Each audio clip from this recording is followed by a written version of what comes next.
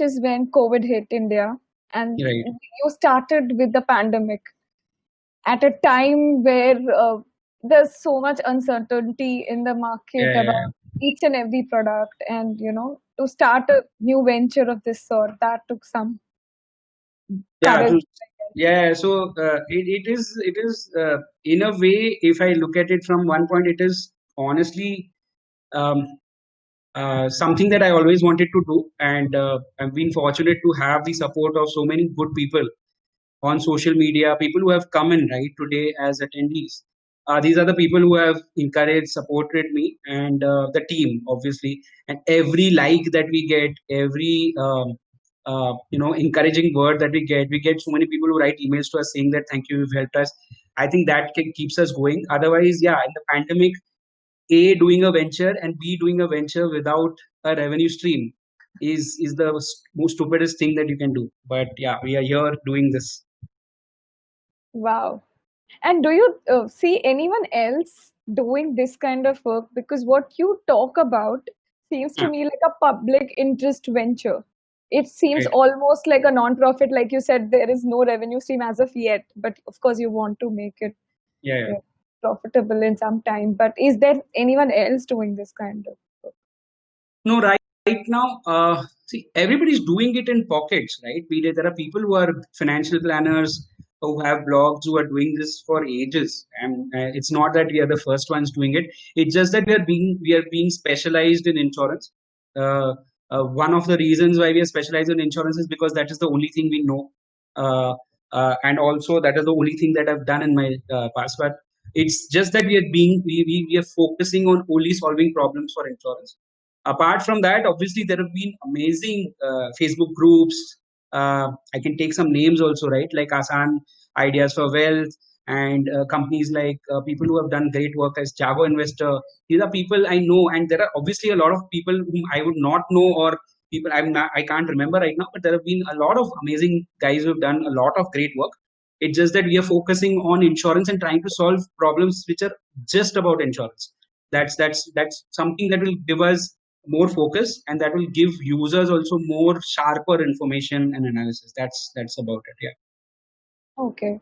I believe you have a presentation about the ebook that you Yes. have created. I think this is Right. the right time to go through it. Sure. So we start right now. I think we've taken about 10 minutes of time to do general chit chat, and now we can start with the topic that we wanted to discuss today. It's largely extract from the ebook that we launched yesterday. But let me share my screen. Um, how can share my screen? I think Swagata, what you'll have to do is you'll have to make me presenter for me to be able to share. I think so. I can make myself presenter. Okay, cool. I have made myself presenter.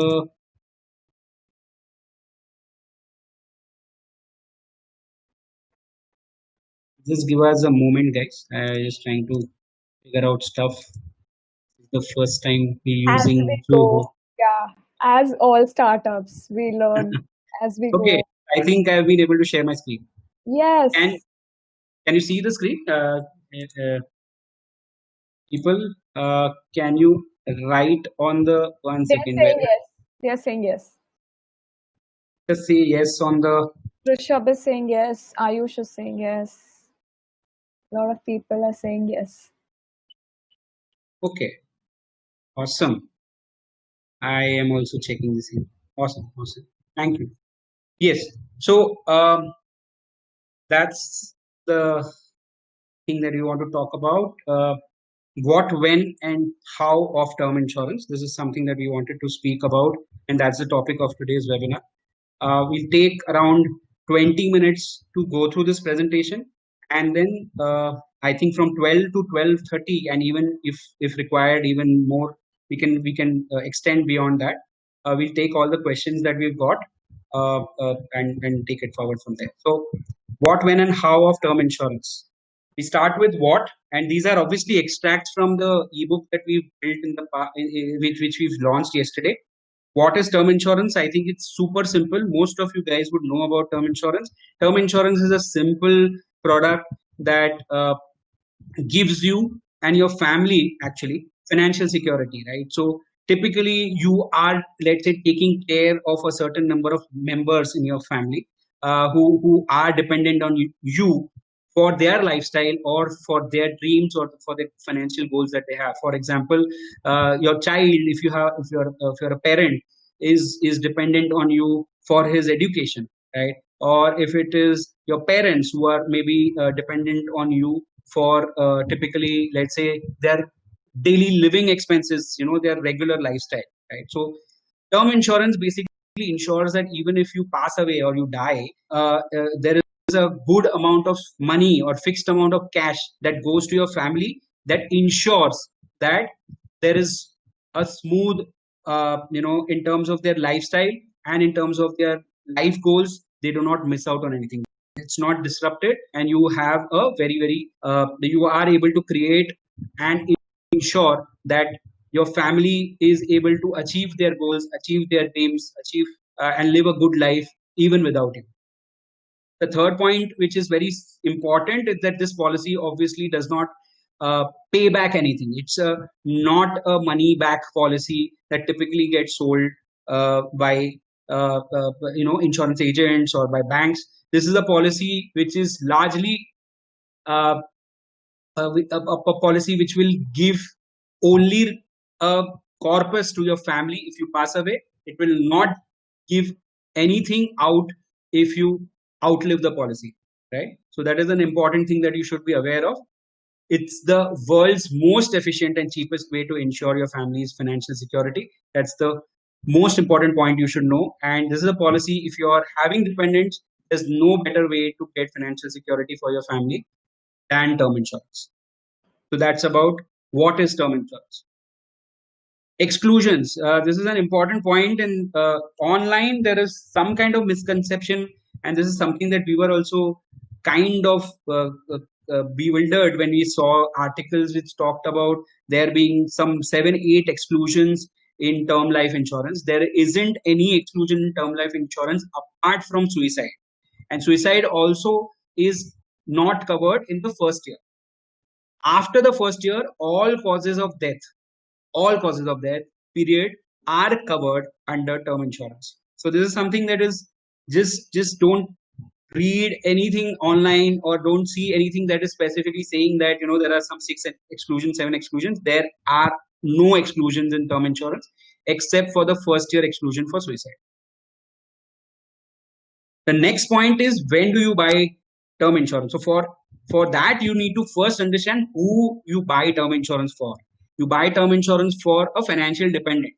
Who is a financial dependent? A financial dependent is someone who depends on your earnings for their lifestyle. Like this is mentioned in the ebook. This is again an extract from the ebook that we've built and launched yesterday. Any family member who's dependent on your earnings is the person who's financially dependent on you. So first you need to understand who is the person for whom you will buy term insurance. Now, when do you buy term insurance? When you have a financial dependent. The day you know that someone is financially dependent on you is the day when you should buy term insurance. If today you are 25 years old and someone is telling you that, okay, you are young, why don't you buy term insurance because this is the right time and you will save a lot of money, it may not be really true. The reason is that you should buy a product when you really need it, right? And that's precisely the reason why we've clearly mentioned out here saying that only if you have dependents you should buy term insurance. Can I interrupt here? Yes, you can always. Please go ahead. So, is this, opposite of what we know in health insurance, that you take a policy when you are healthy and young? Right. Yeah, of course. See, health insurance is a product which obviously requires a separate discussion, but health insurance is a product you should always have. Either you are insured by paying out of your own pocket or you're insured by someone else is secondary. But health insurance you should have the day you're born and till the day you die. Meaning, health insurance is not a product that you should not have at any given point in time. It could be possible that you're first covered by your parents, then you're covered by your employer, then you're covered by yourself, and then you're maybe covered by your children. That's okay, but you should always have a health insurance. in which you are covered under. We come to the next point, which is buying early saves money.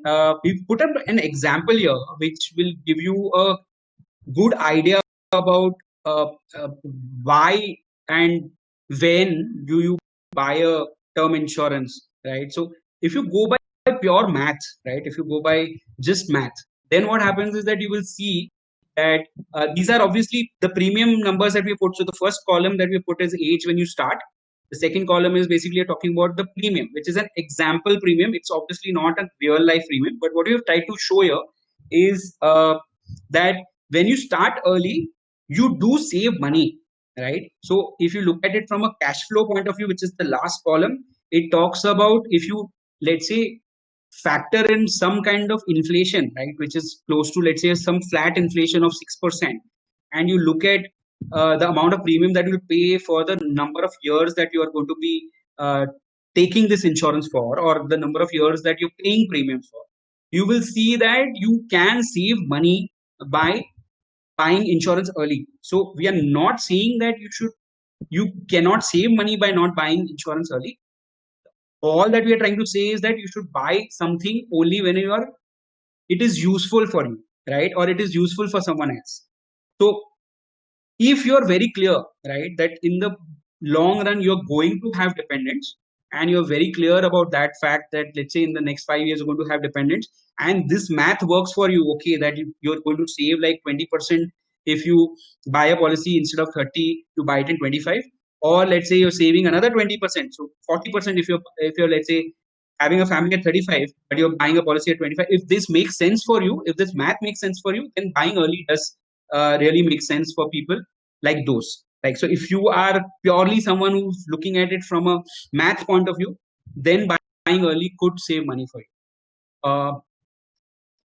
What we also want to talk about in this webinar is that you cannot wait endlessly, right? So while we've talked about A, saying that things like term insurance you should buy when you have a dependent, B, when we are saying that there is a financial saving that you can make by buying early, most important point that we want to say here is that you cannot wait endlessly, right? So for example, I am right now, let's say 35 or 40, and I don't have dependents, but I'm going to have dependents in the future. I should take a kind of a stop at a certain age, which usually we would recommend as 35. At that age, you should look at force, understanding from your life perspective that are you going to have dependents in the future. If there are going to be dependents in the future, that at the age of 35 you should go ahead and buy a term insurance for the dependents that you're going to have in the future. Why? The reasons are very simple. If you develop a lifestyle disease, then your premiums could grow to, like, you could get a hike in the premium. The regular premium could be 100, you could be at 200 because of the lifestyle disease that you have. Also, that the other point that we've already discussed in the past, in the earlier slide, is that annual premiums increase every year, right? So both these points put together, you cannot wait endlessly. You should buy policy as soon as you have dependents. But if you're crossing 35, at that age you could take up a call that, okay, I'm going to have dependents, I'm not going to have dependents. If you're clearly going to have financial dependence in your life in the future at 35, just go ahead and buy your policy. This is what we recommend.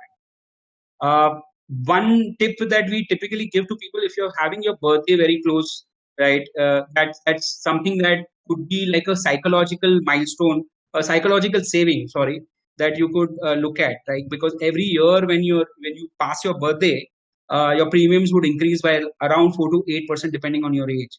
So people who procrastinate, for them, your birthday, a couple of months before your birthday, could be the timeline that you could take to buy a policy. We move to the next and the most important point. I think we have 10 minutes to close on this point. So we quickly take this. How do you calculate coverage? And this is an important point to discuss, because the questions that we got on the webinar registration, a large number of questions that we got were around how do you calculate coverage, and there is a lot of different ways to do it. The typical way that most of the people who are selling policies will tell you is that just buy 20x of your annual income.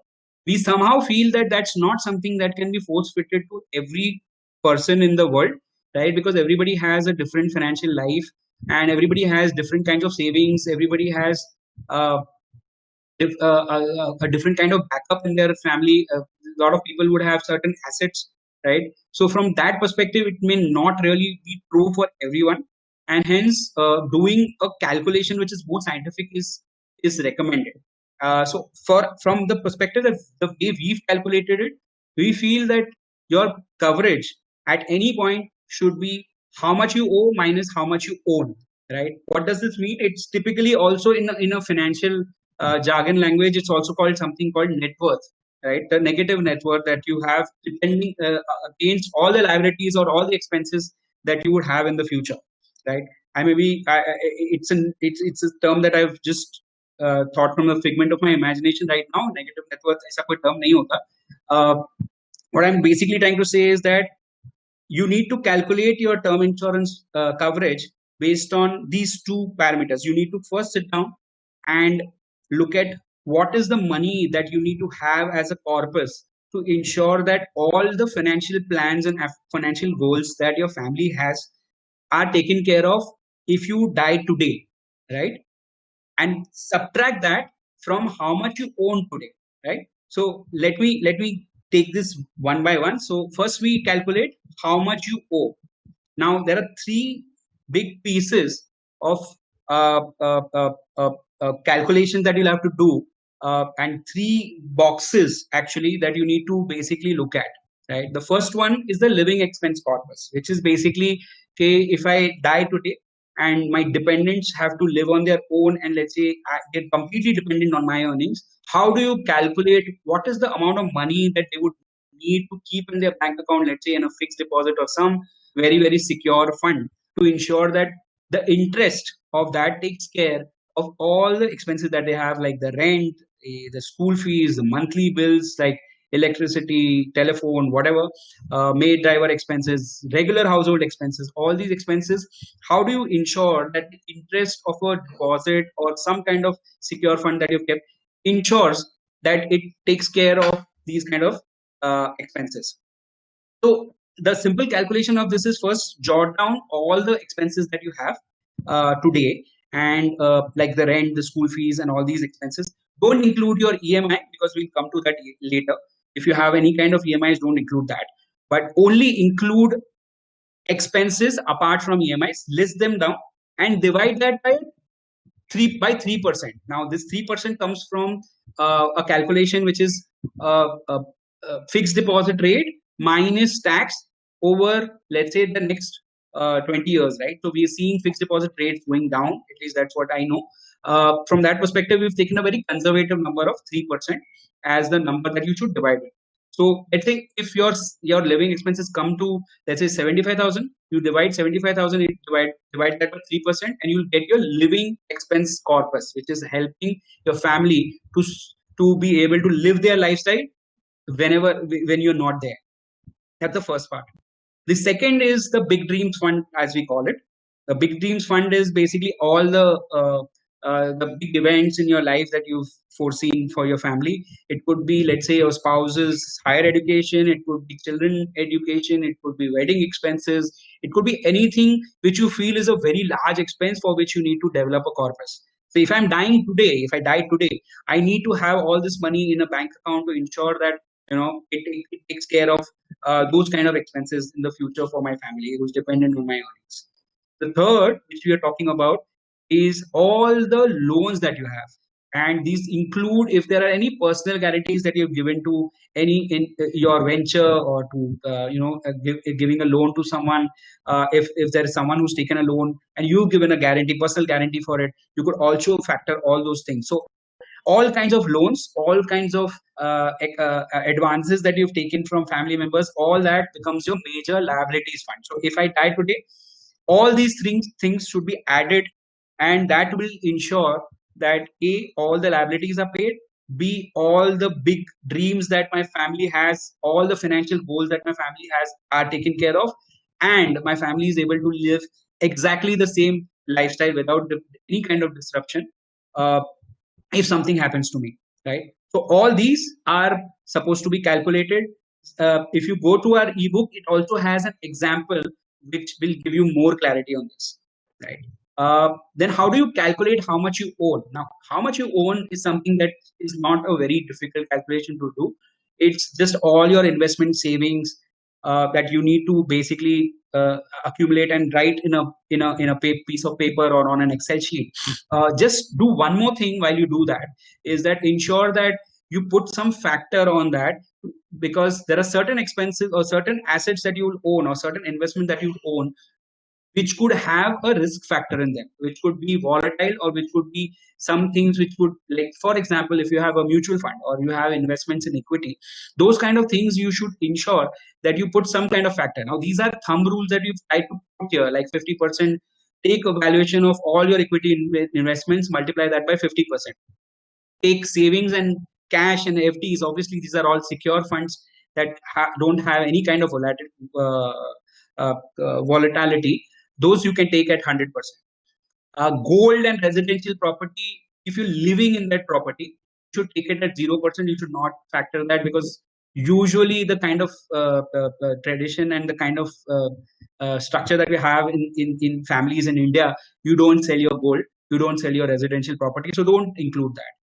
Stock options, if you have any kind of stock options, consider the value as zero, right? Because there are obviously a lot. It is something which could give you a lot of money, but it may not work out also. So it's as simple as that.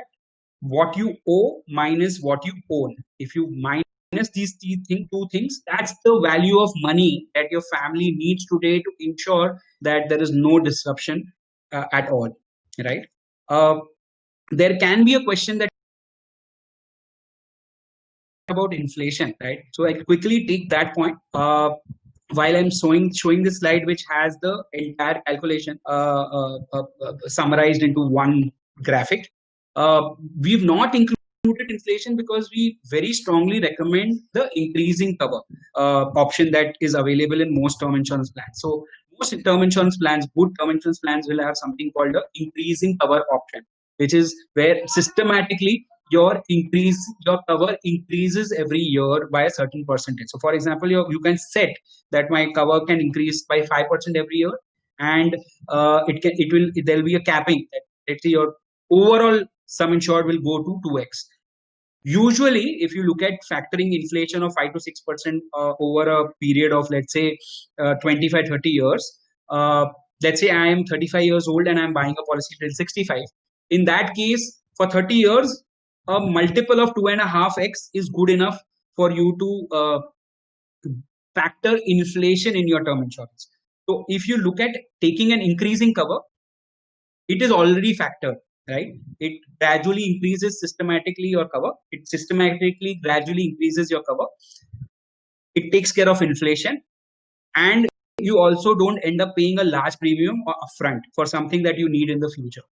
So that's all we wanted to cover. Apart from, yes, so we're done with what, when, and how of term insurance. That's what we wanted to cover. I'm going back to uh, our video webinar. I wanted to, we've shown you the slides which we wanted to show you about what, when, and how. We can take questions now, Swagata, if So, along with the registration link, we have also asked the attendees about the kind of questions that they had before right. they began the session. And here are a few of the, basic questions that we all have. One is by Nachiket Kare, and he's asking, is it advisable to go for return of premium plan? Now, can you tell us what is return of premium plan? Yeah, so return of premium is a plan, a term life insurance plan, where if you outlive your policy, is that, let's say you've taken a policy at 30 and you're buying it till 65, you outlive it, right? At 65, you're still alive. It will pay all the premiums back to you. So all the premiums that you collect, you've paid to the insurance company, it will pay that premiums back to you.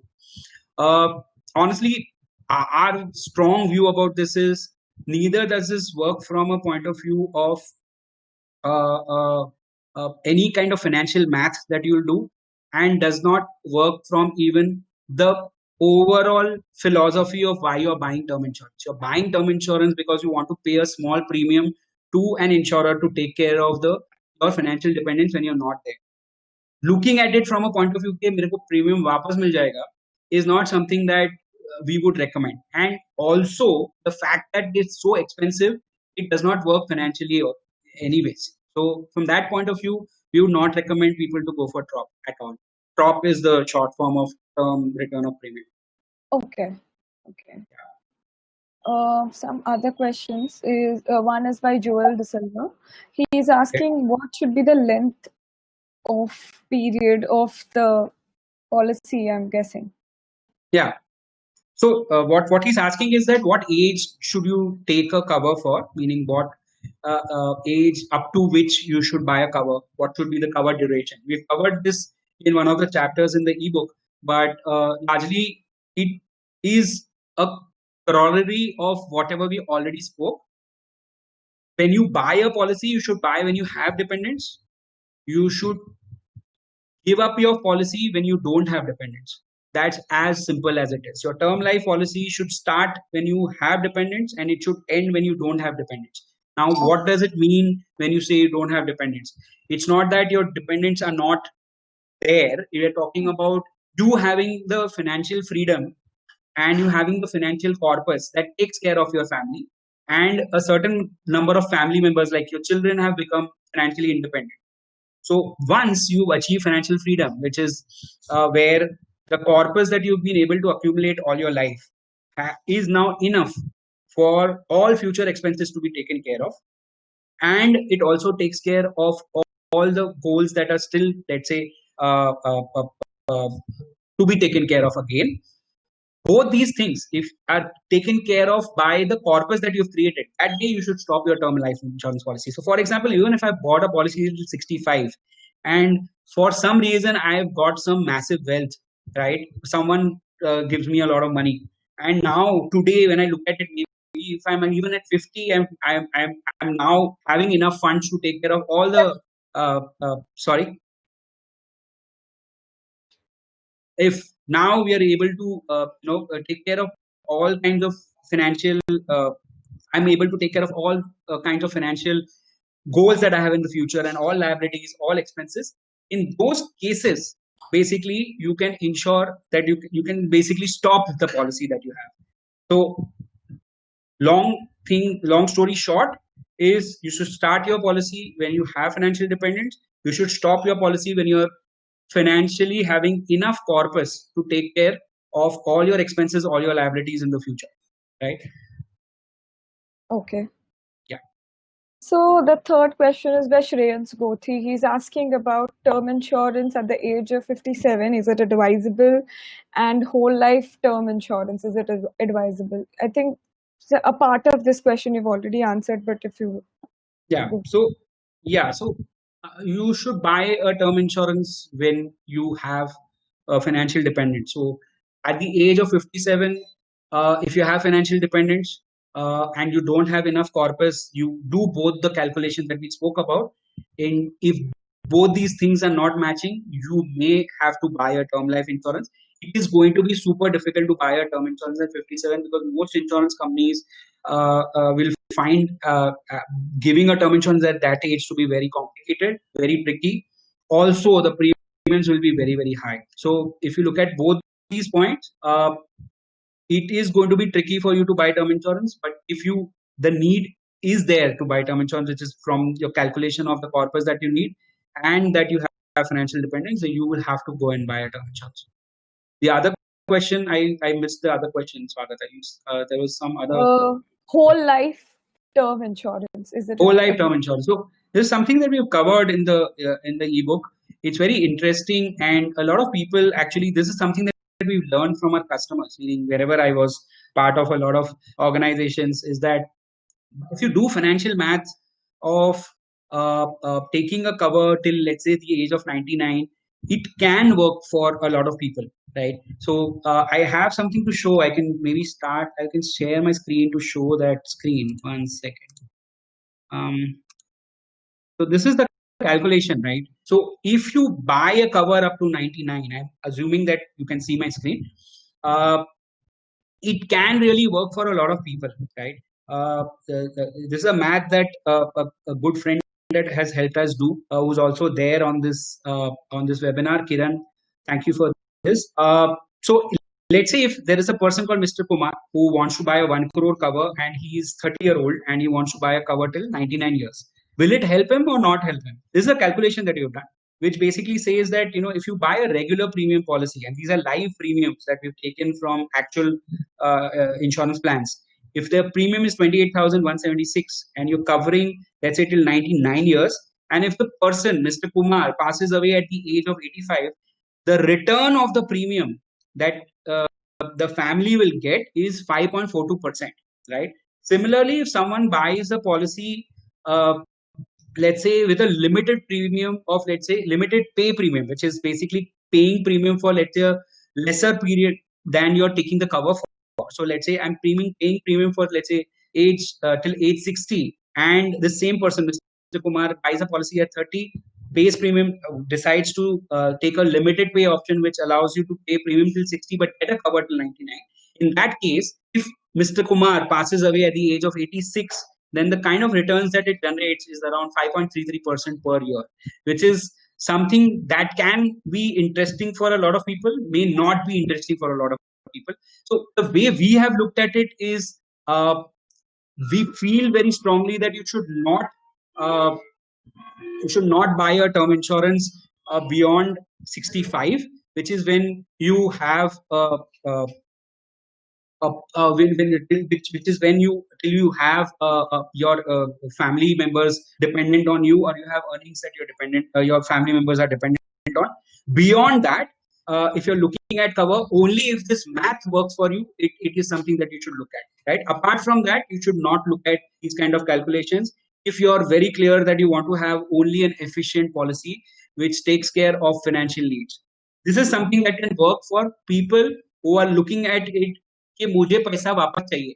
I want in some way the money that I've paid, I want it returned back to me in some way. What is the way I can do this? So this is the way you can get your money back if that is what interests you. And these are the kind of returns that can get generated for you, right? So look at it. Every person has a different way of looking at these kind of things. And that's why we just put the calculation up. We strongly obviously recommend that you buy a cover till 65 and don't get into this kind of a calculation, or don't do these kind of don't get into a world where you're covering yourself till 99. Also, the fact that the value of 1 crore will be very low while you by the time you reach, let's say, 85, 86.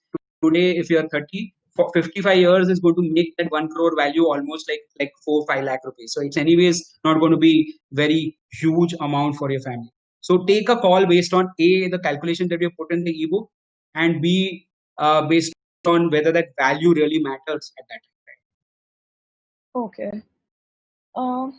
I have a question.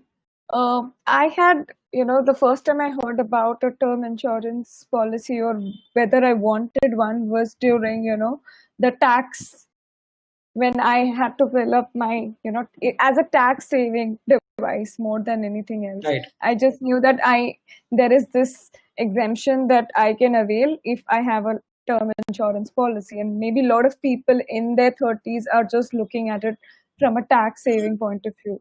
So what can you tell us if we do It's an added bonus. I think you should buy the policy for the reasons we've discussed. It's an added bonus. You can use the policy's premium that you paid for an ATC deduction.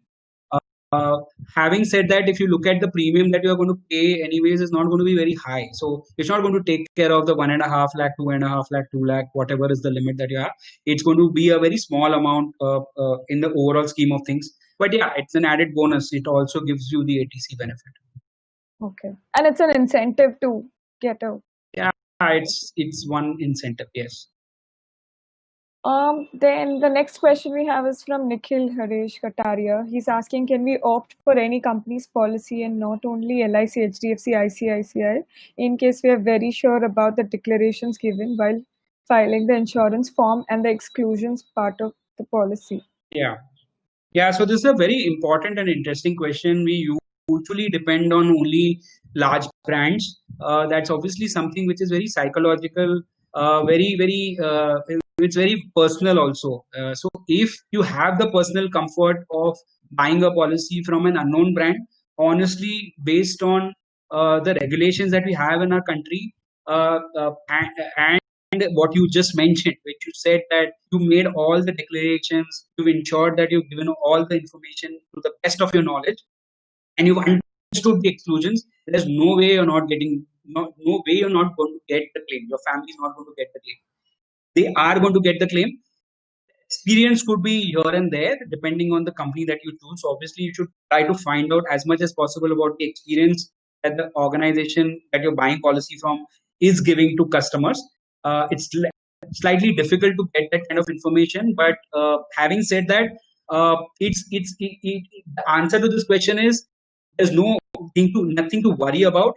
Buying an insurance from a brand which is lesser known is not going to affect whether your family is going to get a claim or not. Even a large brand may have a bad experience. Even a lesser known brand could have a great experience. So we are a firm believer that you need to keep your proposal form and all your declarations in order and buy the policy from any insurance company. It doesn't make any difference. All insurance companies are legit and all insurance companies are regulated by IRDAI. And is Beshak playing any role in kind of rating these companies and their policies? Is that something that you're looking at? Yeah, so we are actually we are in the conceptual stages to see if we can help users on that. But that's something that we will announce or we'll talk about as soon as we are able to build that. We take questions also from the question that we're getting on Q&A. Are there any questions that you have from the registration, or should I take some from here also? Because there are a lot of questions that we've got on the Q&A section more also. than, yeah, you could choose from the. Yeah, I'll just go from the top. So are there good term plans where full partial premium would be returned if there are no claims? We already answered this, Sham. According to, there are obviously term plans which give you full and partial return of premium. In our view and all the calculations that we have done, it does not really help at all. So from our perspective, we would not recommend going for such kind of policies. What's the maximum age up to which one can get term insurance? Oh, you can get term insurance up to 100 right now. There are policies that you can buy where you can get a cover till that age. That's the answer to your question, Sham.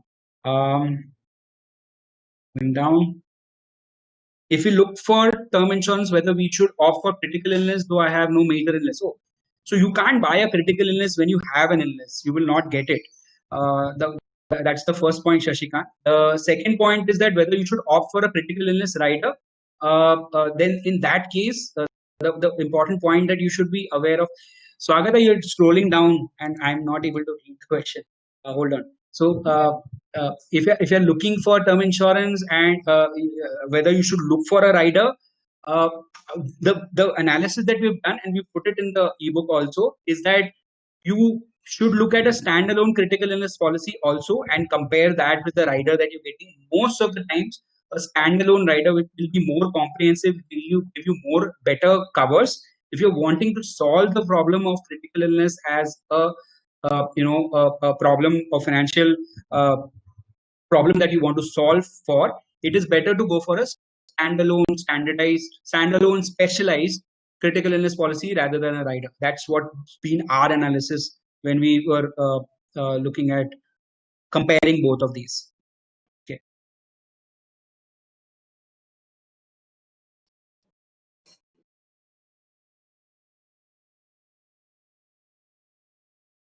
Okay, there are some exclusions in some term insurance policies, like if a person dies because of natural calamities, terror attack. No, Dhwani Zaveri, there are no such exclusions.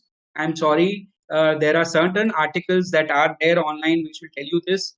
We've read through terms and conditions of most of the insurance companies' policies, and we've also vetted this with renowned experts from the industry. There are no exclusions apart from 1 year uh, waiting period for suicide. So 1 year exclusion for suicide is the only exclusion that exists in a term life insurance policy. Apart from that, there is no exclusion at all. So there is someone who is from the organizers who is scrolling down while I'm looking at question and answers. Please don't do that, whoever you are. Um, Is it advisable to take critical illness? I think we've answered that. Sir, do you advise taking riders? Again, we've answered that. You can read about it more in the book that we've published yesterday. I've taken few term policies, 7 to oh, again it scrolled down. Wow.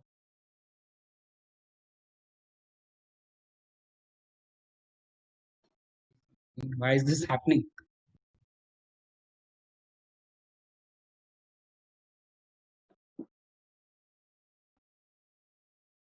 I was on.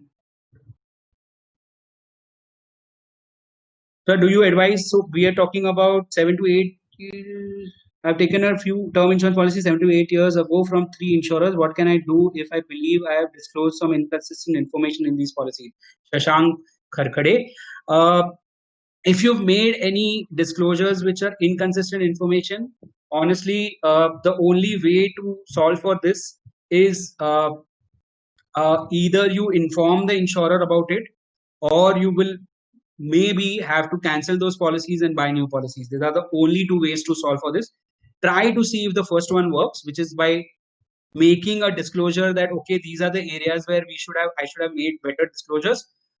Try to put this in writing to your insurer and see what is the reaction that they have. But don't rest on this. Don't just assume that things will be okay.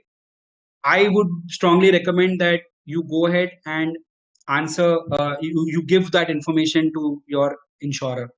There is another angle to this, which is Section 45, in which basically by Section 45 in the Insurance Act, what we know is that if there are any disclosures that you've made which were not right in your policy, and you have those kind of you've made some, like you've said, inconsistent disclosures, uh, the insurer cannot cancel or reject your claim after you have completed 3 years in your policy. So that obviously is there. So you don't need to worry if you've completed 3 years. Honestly, if you look at it from this perspective, but if you've not completed 3 years, uh, it is super important that you go and disclose everything. If the insurer decides to cancel your policy, is absolutely fine, because there's no point retaining a policy where there is a question mark whether your family or your nominee will get the claim. And so that's very important for you today to take that call. If you've completed 3 years, then what you could do is that you could email us to info@beshak.org. We'll look at what are the kind of inconsistencies that you've basically had in the declaration that you've made, and we'll try to help you out more specifically to your case. I think Zoho is doing this. I think I'm now going to blame Zoho, because this is amazing. See, it's again gone down. Wow. I can't. This is not really friendly. I have to find again the question that I was last at. This is weird. Okay. So I'm at this question comes from Rushabh Mehta. My wife and I are both earning members, support our families in our own way. Do we need to purchase term? If so, how can we calculate the cover amount? How do you calculate the cover amount? It was there, part of the presentation that we did today. It's also there in the ebook with a lot of examples. You can go through that, Rushabh. Oops, again. And the other point was, if both of you and your wife are basically taking care of your families, yes, in that case you have financial independence, and hence you need to have a term life cover. Both of you need to have a term life cover. Okay. is this like that?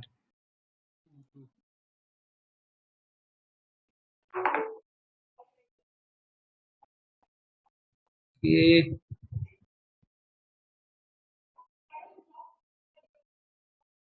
What's the tax implication of on the sum insured? Oh, the tax implication on the sum insured of payout is completely tax free. There's no tax implication at all. Why not rely on laddering of insurance versus inflation? After a certain age, financial liabilities start increasing. Laddering takes care of that. Okay, I'm not really aware of the term laddering, Mr. Chang, but laddering of insurance versus inflation adjusted increasing cover. So to each its own, right. So we've also recommended for certain people, uh, you could go for decreasing cover if it works for you, right. It's not necessary that when we are talking about a recommendation, it's largely for people who are 30, 35-year-old, because that forms like around 70, 80% of the people who are currently looking at buying term insurance. But having said that, laddering of insurance, which I'm understanding, if I'm understanding right, it's about decreasing cover uh, as your financial liabilities go down. Yes, that also is something that you can factor. So you'll have to do a factoring of your liabilities going down and inflation going up both, right? And then you need to figure out what kind of cover you should have. Usually, if I'm at 30, 35 years of age, I will have a lot of expenses that are going to only grow as I grow older, and I'm only going to increase liabilities as I grow older, and hence increasing cover could make sense for a lot of those kind of people. I have policies from ICICI, HDFC, Aegon, 1 crore each. Now I believe I need additional 2 crores. Should I go for a new insurer, or there's a possibility of buying top up? No, there is no possibility of buying any top up. Every policy, term life policy that you buy is going to be a policy which is going to be a new policy, a new proposal form, even if you're buying from the same insurer. So this is something that you should be aware of. Uh, it's really wonderful that we've been able to answer all these questions in the ebook. So is there a way? Okay. What are the factors we need to see while buying policy, and how to select the company, as today there are a number of companies and high competition? One is a very the factors that you should look at. See, overall, the factors that you should look at, we've covered this in the ebook. Again, sorry, I'm continuously talking about the ebook, but the point that I'm trying to make is the one factor that everybody's talking about, claim settlement ratio, which is a value, which is a ratio that calculates number of claims received by an insurer and number of claims settled by an insurer. That's really not helpful. So we'll talk more about things that currently are available but not helpful. Claim settlement ratio does not give you any idea about whether your family will have a great claims experience. It does not give you any idea about that. The reason being, that you are looking at a ratio which is a number and not the value, right? So it's a number of claims received versus number of claims settled. So it does not really tell you whether large claims got paid on. It does not really talk about whether claims got settled in 30 days or 60 days or 90 days. So claim settlement ratio does not really help. What are the factors that you should look at? Today, honestly, if you'll have to do a lot of hard work to go through the claims track records of the insurance company. You will have to go through a lot of stuff that is available on the public disclosures that insurers make. It's kind of little tough for someone to do it on their own. Hence, what we recommend is that you should go and ensure that you do two things. One is that ensure that you're paying premiums on time. Ensure that you have what you want to achieve is that you want. Sorry, I'm taking a step back. What you want to achieve is that you want to ensure that your family gets a claim on time. Your family gets the claim and it gets the claim on time is what you're trying to achieve. That is the goal that you have. How do you achieve that? Requires two things. One, ensure that all the premiums that you pay are paid on time. All the premiums that are due are not delayed. You don't have any delays in paying premiums. Ensure that you have auto debits as much as possible. Do standing instructions on your bank account, which is your core bank account, to ensure that your policy is alive all the time. The second point is ensure that the proposal form that you're filling is having all the declarations about your health and your medical history to the T, right? Ensure that you mentioned, even over inform if it is required, right? But don't make any assumptions. Don't be lazy. Don't allow anybody else to tell you that just fill the form. I will just sign the form and I will fill all the details. Don't allow that. People who sell policies to you could be in a hurry because their goal is different. You should not be in a hurry. You should ensure that you take time out to fill the proposal form carefully, right? If you do these two things and you're personally comfortable with the brand that you're looking at buying from, there is no way your family is not going to get the claim. You're going to get the claim, and hence just go by 2-3 things that we just mentioned, and that will take care of. Is there a way that the insurer can ascertain my status so as to help end this conundrum? Okay, I didn't understand this question, Jeet, so maybe you would like to clarify a little bit more in the Q&A. My wife has 50 lakhs cover from Aditya Birla and now wants to increase it to 1 crore. A policy not allowing, yes. Can I take add-on policy from another insurer? There is no way to get an add-on policy, Shobhit. There is no such option available. Every time you buy a term insurance, even from the same insurance company, you have to go through the entire process. Hence, do a complete understanding of the math that we talked about and buy a policy once.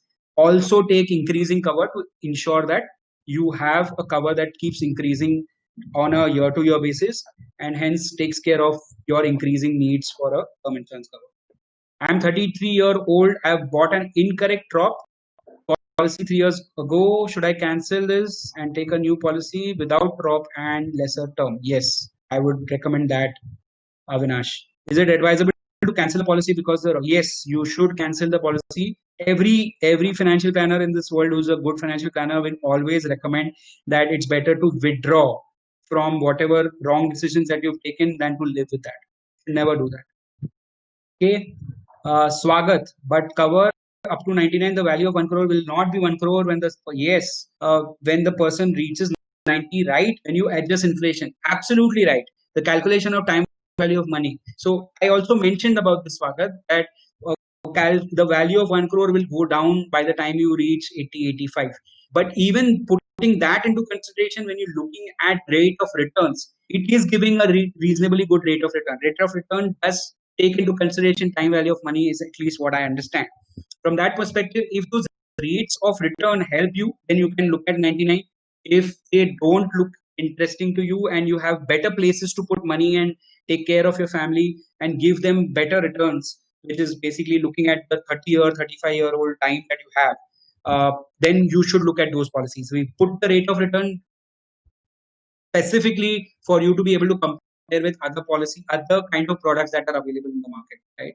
Other investment avenues that are. What is your view on limited premium paying term of say 5 years versus regular pay?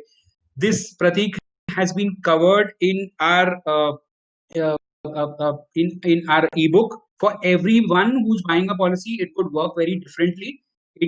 When you're buying limited pay, the reason why you should buy limited pay should be if there is any kind of volatility in your earnings, or you feel that at a particular age, or if you're a businessman, if you know that your earnings are not fixed, right? In those kind of cases, a lot of people who are from business ensure that they when they are at their peak and they're earning well, ensure that they buy a policy which the premiums end in the next 5 years or 7 years. So ensures that you have paid premiums for a shorter period of time, taken care of the policy for a longer period of time. So it may not work for you and it may work for someone else. So it's a very personalized thing. If you have specifics which you could send it on the forum section that we have on our website, we could answer it better, right?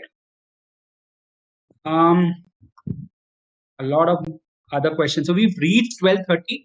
I just want to check on the broadcast if people could answer whether we should continue or do we want to are people willing to continue on the webinar? We can continue. I would be more than happy to answer all questions.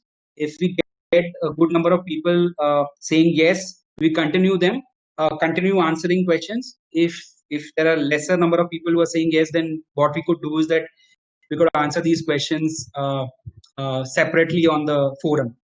A lot of people are saying yes. Okay, 3, 6. Okay, we've got around 7, 8 people who are saying yes. Okay. Everyone is saying yes. Organizer cannot say yes. Come on, organizer will also said yes in this. Come on. Sudipta Sahu, thank you. Jeet, Prateek, Umesh Khan, Ayush, Should we look Sandeep. at Okay. 15 I minutes think, yeah, more? sorry. So I'm going ahead. Okay. Yeah. Uh, so I think let me, I don't know this. Where was I? Okay. Yeah, you're. Yes, I was here. I have a coverage of XX amount. Now, however, my expenses and income are going to grow by time, so are my insurance requirement cover. So, are my insurance coverage requirement? Okay. How do I balance this, Sandeep? So, Sandeep, the best way to do this is to buy an increasing cover, like we mentioned.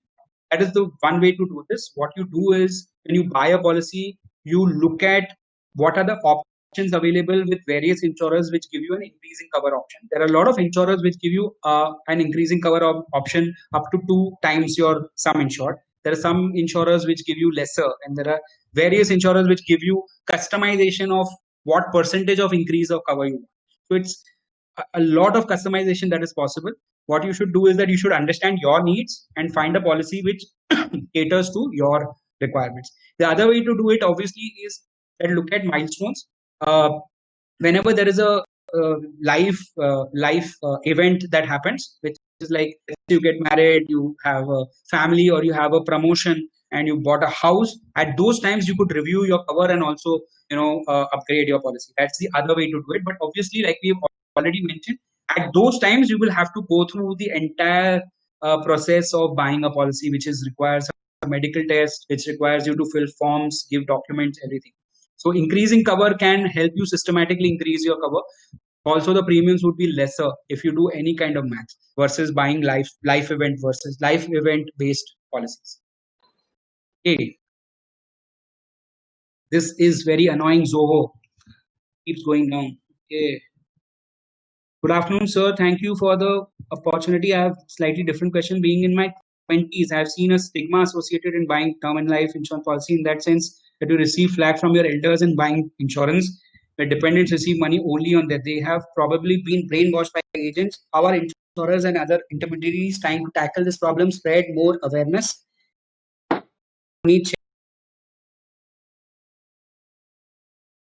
the truth of today with and the mindset of a lot of people, and it's cannot blame your elders, because this is how we've been what we've been, the kind of information that we've thrown, right? So when I was honestly at a time when there was no online term insurance available, I'm talking about when I was 25 years old and I was looking at buying term insurance, I had contacted the LIC agent, and I'm talking about way back, right? And I contacted the LIC agent and I told him I want to buy this policy, which is a term life insurance policy. He used all the means possible to discourage me to buy a term insurance policy.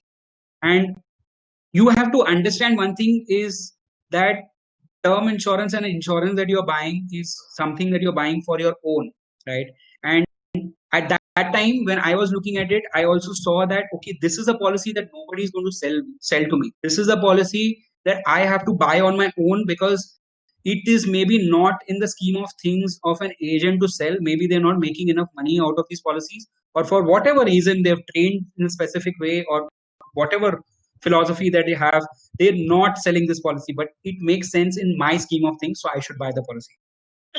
The way you are asking the question, I've understood that you're talking about more from an intermediary point of view. From an intermediary point of view, the only way to solve this problem is continuously educate.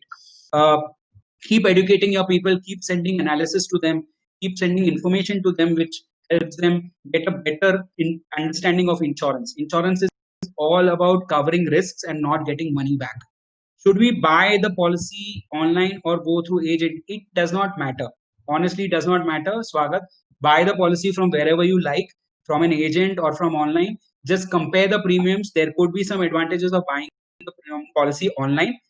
If the agent is really good, and if the agent has taken care of all your needs all till now, and he's someone who's taking care of all your other policies, it's absolutely fine to buy a policy from your agent also, right? That's something that you could do, right? It also helps your family talk to only one person when there are multiple policies. They have someone to depend on and talk to, maybe someone in the neighborhood, right? So that person can be there in front of you and help you. So there are positives of buying from an agent. There are negatives of buying from online website, and vice versa. And hence you should take a call based on your comfort. There's no difference. Okay. Does it matter if a term insurance is a group or a retail policy? Yes, it matters. Group policies are 1 year policies. They renew every year, and you don't. It's not a lifetime policy. It's not a policy that you take for a multiple number of years, and hence the premiums could change every year, and the declarations could change every year. They could require an insurer could change, right? So it's a no to buy a group, to depend on a group term life policy. In our view, we don't think group term life policy can be a backup, like an employer employee policy which covers you for term life could be a backup, an additional bonus cover. It should not be a part of your financial plan.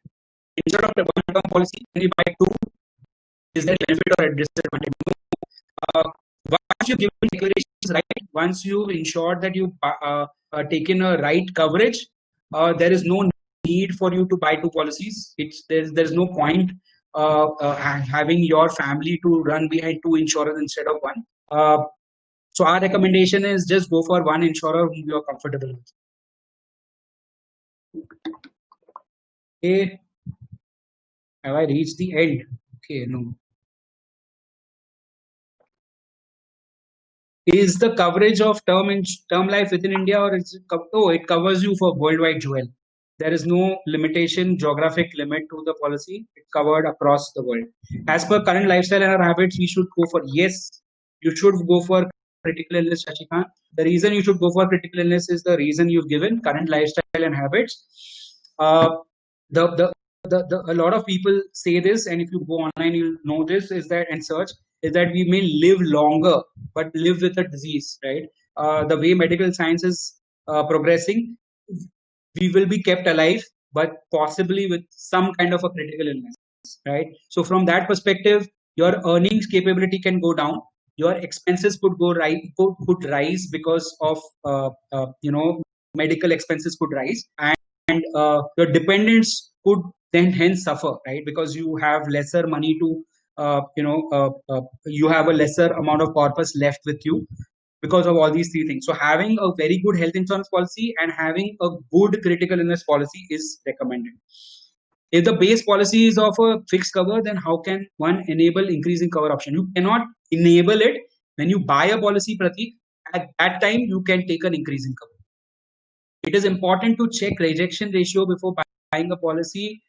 No, we don't think claim rejection ratio makes any sense, because if an insurer has rejected a valid claim which should have been rejected, like for example, if someone has made a fraud and if it has made a rejection, that money is that the insurer has, the corpus that the insurer has is being kept in good use, right? The insurer will be viable if it rejects claims which are not payable, right? As per the policy. Look at it from a viability point of view also, right? That is point number one. The other thing is, it does not really give you insights into the experience that your family is going to go through. So honestly, claim settlement ratio is not something that really gives you any insights into the experience that your family is going to go through at all. So it is just something that is a number that is being thrown because it's a very nice number to talk about. Can you please elaborate on declaration to the best of my knowledge? Oh, this is a very long and big topic. What I can, Alex, answer it quickly here is that your declarations that you make for all the questions that you get in the proposal form should be information that you diligently answered. So it should not be something where you've been lazy about things. Like, for example, if I have to give an example of health insurance you're buying for senior citizens, if you have a parent at home, if you're buying a health insurance for them, there is one way to do it, is that you just declare based on your knowledge and don't ask your parents about how is their health, whether they're taking some medical medicines and those kind of things. The other way is to sit down, open their medical file, check all the diagnosis that they've gone through, what are the papers that they have, diligently look at all that information, note that down, and ensure that you've included all that in the policy that you're buying for your father or your mother, right? So being diligent, ensuring that you've covered everything which is material, which is important information, is something that you should look at answering in a proposal form. If the proposal form does not have a field for those kind of things, it's absolutely fine to write an email to your insurer and inform about those things. Try to do it as best as you can and inform about everything that you can. That will help. What you don't need to inform is that you had fever 10 years ago, right? Just or had cold day before yesterday. Those kind of information, just that much, which is pure, simple, common cold. Those kind of information, insurer has nothing to do with. Cannot do anything with that kind of information. They need information which will help them get an insight into your health and your lifestyle and your overall quality of life. That's what they want to know, and hence you should inform. You should inform very diligently about that. We'll try to cover this as a topic, an article that we'll try to put it on the website. Also, if you put this question on the forum, we'll try to make it more elaborate. We'll also get experts to answer this question. Buying term insurance online is good, or should we've answered this, Mukesh? Is having e-policy beneficial and advisable? How the claim will be made in case of e-policy? Claim does not, Shashank, claim does not require a policy. Honestly, it will require more about information. It requires the policy, but not in any physical form. It requires that the insurer has all the details, right? So if you paid your premiums on time, the insurer has those details. It's not a time when insurers are living in a physical world where there is a physical file they need to look at, right? They have a system in place. So not having a policy, but that policy being active when I die today, if the policy is active, I don't have the physical policy, it's not going to make a lot of difference. Having it online and having it as an e-policy helps, because if you lose the policy, it can become an issue, right? Meaning in the sense that your family could basically have to look at the cover that you had, the coverages that you have, whether the policy is active or not. All those things help in terms of keeping an e-policy. Today, when you opt for an e-policy, let's say the EIA is what I'm talking about, e-insurance account, you can also opt for a physical policy. So you could have the best of both worlds. You could have a physical policy and an online policy also if you opt for EIA and also ask for a physical policy. Thus, term life decision get affected due to lifestyle issues, especially obesity. I have been on the higher side of weighing scale and have been delaying my decision to buy until I lose weight. And there are made out there like many out like me. Okay, so no, I think lifestyle issue. There are yes and no is the answer. The yes, life insurance decisions are based on your lifestyle that you live. If you are someone who's regularly taking alcohol, if you are a smoker, if you are overweight, all these things obviously are taken into consideration when an insurer gives you a policy. If you are obese or you are overweight, it will make a difference in when you buy a policy for sure. But delaying a policy, Umesh, when you are at an age where you already have financial dependence is also not something that is recommended. I would sincerely recommend you that while you are losing weight, which is an excellent thing that you're trying to do, you should go ahead and buy a term life insurance policy. Maybe a couple of insurers will reject you. That's absolutely fine. Maybe a couple of insurers will ask you to pay an additional premium. It's absolutely fine. Go ahead and get a cover if you have dependents. That's more important today, right? If I get a lifestyle disease or any other disease after buying the policy, maybe 2-3 years later, do I need to inform the insurer? This is a question that is very common and is asked by a lot of people, that once I bought the policy and got the policy in my hand, do I need to go and declare any disease that happens after I've got the policy? There is no such requirement. We've checked with all leading insurers, we've checked the policy documents. There is no such requirement where you need to go to an insurer and declare about diseases that happen after you bought the policy. You need to ensure that your policy is always active, so that if at any point in time your policy lapses, or if there is any issue that happens that you have not continued your policy or you've had a gap in your policy, then the insurer could ask you for declaration, and that could be if you have a disease at that time an insurer could decline to revive your policy. So ensure that once you bought the policy, you keep the policy active. And specifically now that if you have a disease, then ensure that you have standing instructions on your policy that ensures your policy always is active, right? Instead of one term policy, can we buy? We've answered this question, Sudipta Sahu. Okay, we go down. Instead of one term policy, can we buy two with the same amount? Is there any benefit? Again, Sudipta Sahu, we've answered. Insurers taken under MWP Act now wants to add children also as nominee under policy besides 5. Can I do this? Mr. Chang, this is a question where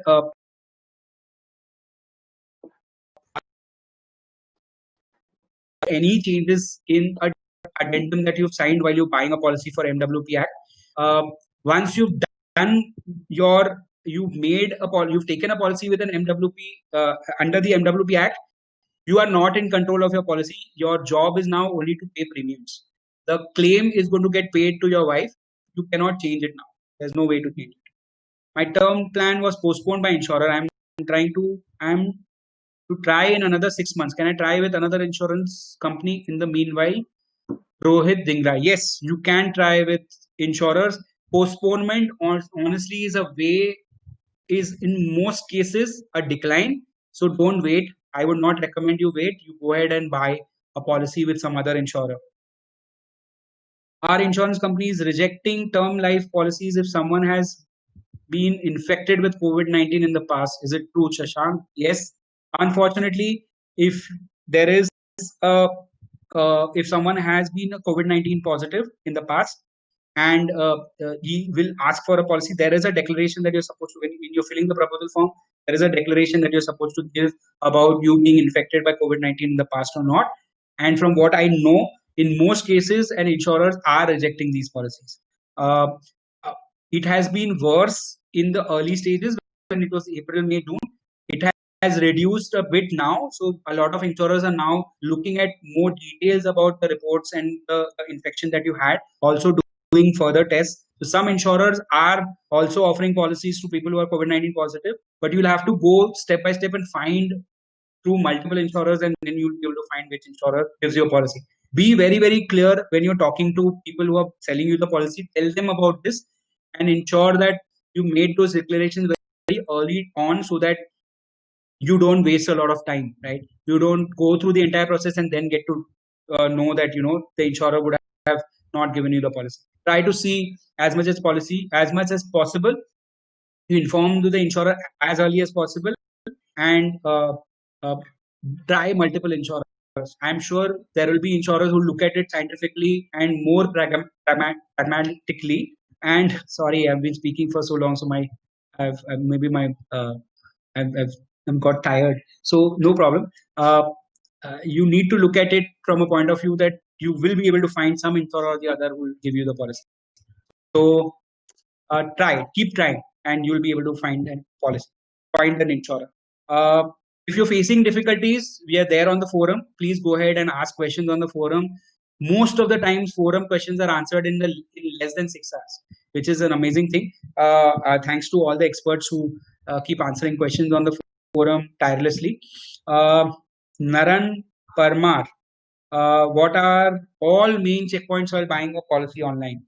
Honestly, all main checkpoints are covered in the ebook. If you're looking at something which covers everything that you should look at while buying term insurance, I would sincerely recommend that you download the ebook and read through it. Weekend aa gaya hai, maybe spend 1 hour. It will not take more than 1 hour for you to read the entire book, and it will give you comprehensive information of how to go about buying a policy. Can I add my kid as policy nominee anytime later? Yes, you can add anybody as nominee. You can change your nominees as many times as you want once you bought the policy. Hope I answered all the questions. Aditi Dhar, hope this answered your question too. If there are any more questions, I think we've reached almost like 21 minutes beyond the scheduled time. If there are any more questions, please go ahead and ask these questions in the forum. We have fabulous experts answering questions there. You just go and check the forum, you'll know what I'm talking about. And do read the ebook whenever you find time.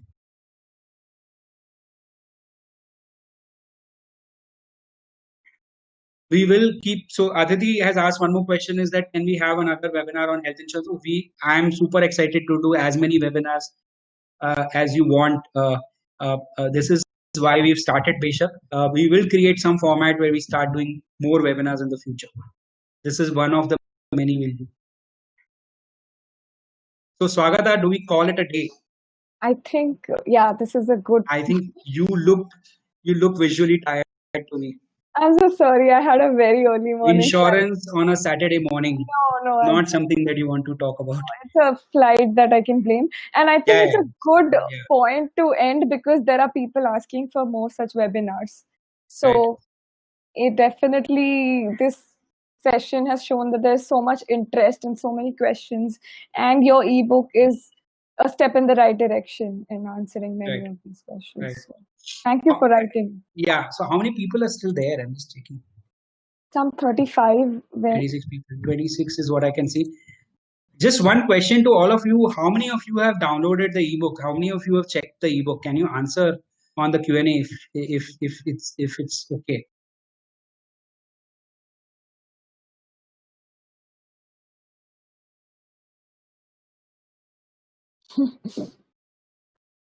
The ones who have answered. Not yet downloaded. A couple of them have said not yet downloaded also.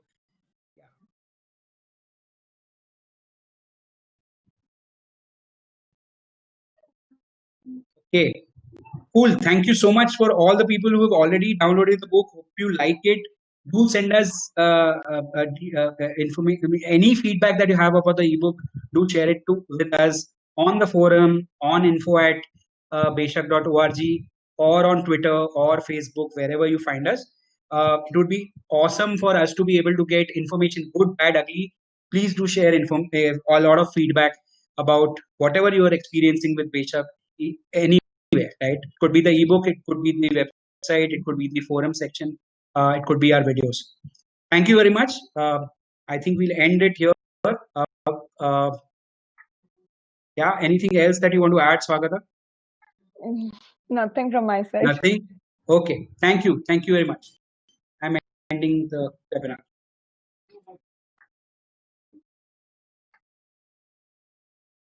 Exit.